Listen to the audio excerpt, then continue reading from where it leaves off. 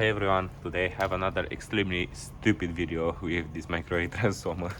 I will plug this fluorescent lamp ballast coil on output from this transformer. And I will measure the amps it will draw. Actually, the transformer amps it will draw. So here we go, I will leave this here if something will happens.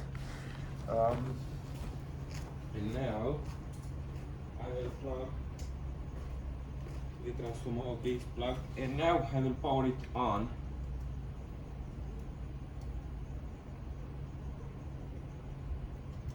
Okay, it draws around 70 amps.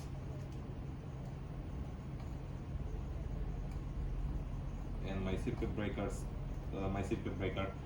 arch inside of it. Yeah, but I'm using circuit breaker to protect all the things. And I'm curious to see if this is hot. No, it's very cold. Yeah. And now I just want to show you the thing I'm doing here. And that's the power it draws from the line. So yeah, I know it's a very short video, but if you liked it, comment, like, share and subscribe, and see you next time, I guess. Well, it's a 2-minute video.